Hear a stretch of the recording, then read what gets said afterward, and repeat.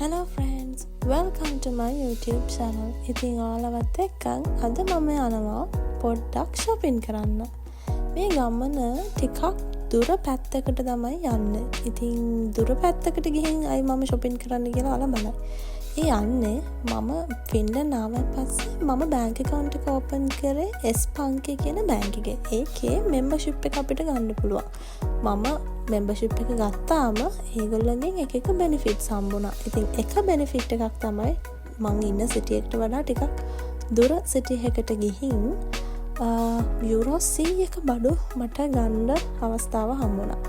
ඉතින් මං හිතනවා euro 100ක් කියන්නේ මට මාස 2කට 3කට විතර බඩු ගන්න පුළුවන් වෙයි කියලා. ඉතින් මම මේ වගේ මට අවශ්‍ය බඩු ලිස්ට් එකකුත් ලියාගෙන මම ගියා වල්කියා කොස්කි වලට මගේ යාළුවෙකුත් එක්ක. ඉතින් ගිහින් බලමු මම මොනවද shopping කරන්නේ.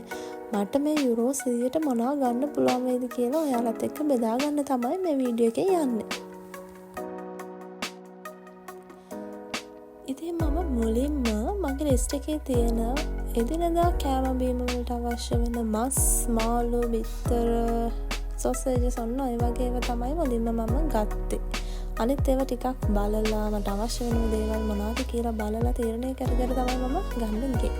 ඉතින් මම මුලින්ම chicken ගත්තා, ඊට පස්සේ sausages ගත්තා, මේ වගේ කෑම බීම ටික තමයි ගත්තේ.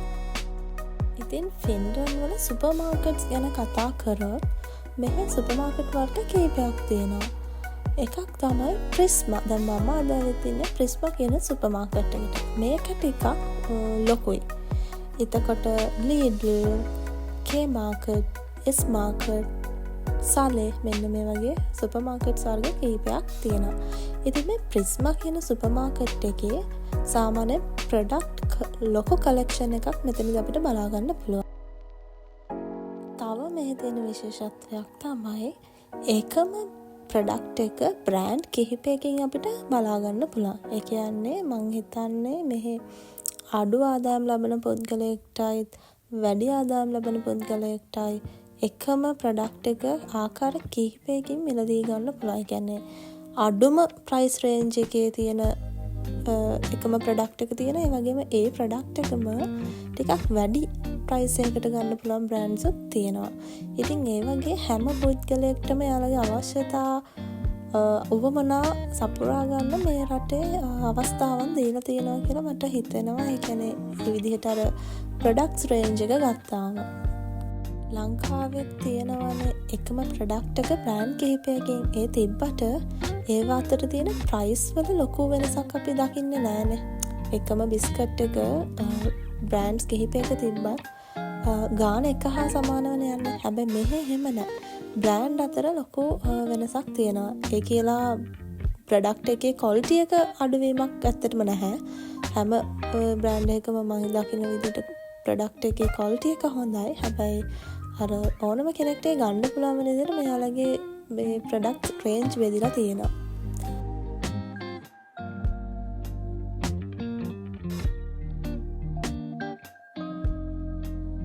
ඉතින් දැන් යන්නේ මම ආසම සෙක්ෂන් එකට. ඒ තමයි කොස්මැටික්ස් තියෙන සෙක්ෂන් එක.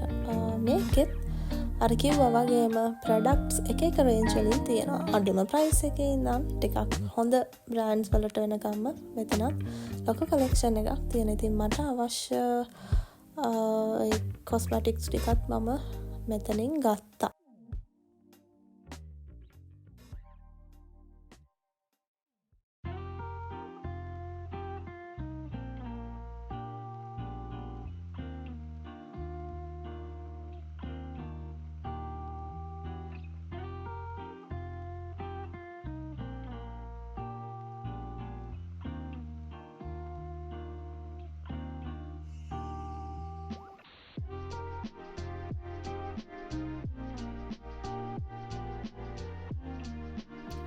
මගේ හිස තිබ්බ කාර්ට් එක දැන් නම් පිරිලා.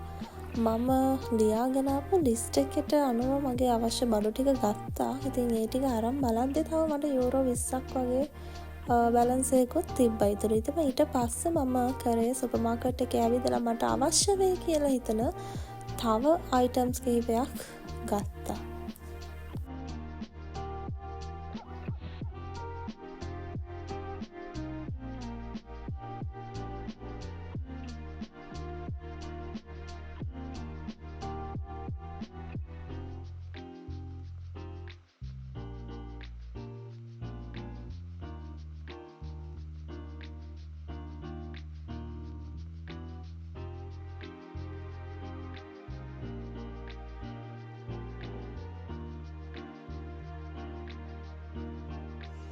දැන් නම් මං මගේ යූරෝ 100ට ගන්න පුළුවන් බඩු ප්‍රමාණය අරන් ඉවරයි.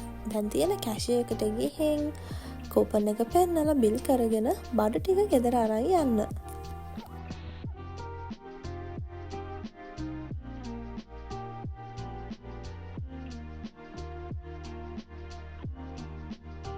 මගේ යාළුවයි කාඩ් එක පුරවලා බඩු ගත්තා. ඉතින් දැන් ගිහින් බලමු මොනවද ගත්තේ කියලා. බිත්තර එකක් මුලින්ම මම ගත්තා. ඊට පස්සේ මේ බිස්කට් එක හරිම රසයි. එක කුකී එකක් වගේ බිස්කට් ජාති දෙකක් ගත්තා. තව ගත්තා නියුටෙලා එකක්. මේක එක්ස් බ්‍රෑන්ඩ් එකේ නියුටෙලා එක. ඊට පස්සේ බටර් එකක්. චොක්ලට්. මේකත් එක්ස් බ්‍රෑන්ඩ් එකේ චොක්ලට්ස්. තව ගත්තා සැමන් ටූනා දෙකක්. තව ගත්තා බිස්කට් එකක්. මේ බිස්කට් එකත් හරිම රසයි. ඊපස්සේ ටූත් පේස්ට් එකක්, sugar.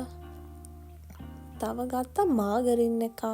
තව ජූස් එකක් එක. ඊට පස්සේ කොෆි එකකුයි ටී පැකට්ස් උයි ගත්තා. ඊට පස්සේ කැරට් ජෑම් එකක් ගත්තා. මං හිතනවා මේක මට මාස 6ක් විතර කන්න පුළුවන් වෙයි කියලා. ඊපස්සේ චීස් ගත්තා. මේ තියෙන්නේ පොල් ඩෙසිකට් කොකොනට්. ඉතින් මේවා ගත්තේ මට සම්බෝල හදාගන්න, මැල්ලුම් හදන්න ඒ වගේවට පොල් මෙහෙ ගන්න නැහැ. ඉතින් මේක ටිකක් වටිනවා මට. ඊට පස්සේ ගත්තා මේ ඩිටර්ජන්ට් පවුඩර්, ඒ වගේම ක්ලොත් සොෆ්ටනර්ස්.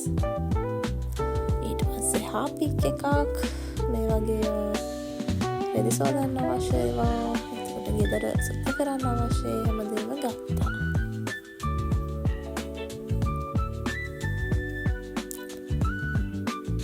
ඊට පස්සේ ගත්තා ඩිෂ්වොෂර් එකක්. ඊට පස්සේ පාන්, හල්ල, කෙසෙල් ගත්තා.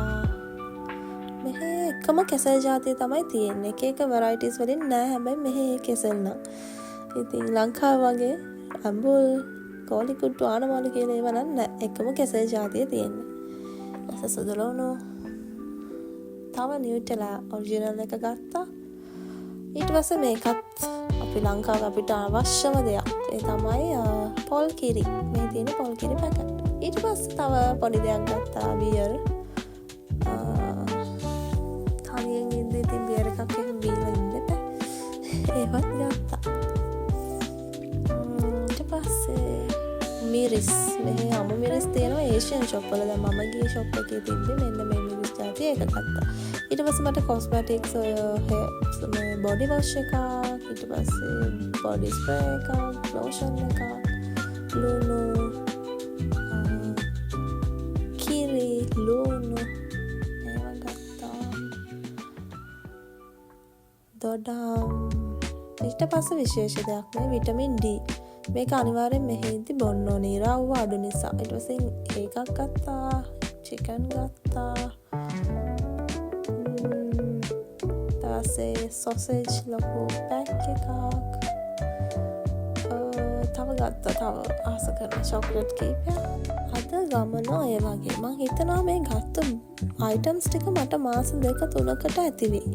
තනියෙන් ඉන්න කෙනෙක් නිසා. ඉතින් ඔය වගේ තමයි මගේ shopping journey එක. ඉතින් thank you මාත් එක්ක රැඳී සිටිය ඔයාලට. තවත් ලස්සන වීඩියෝ එකකින් ආයෙ හමු වෙනකන් ඔයාලගෙන් සමු ගන්නවා. bye bye.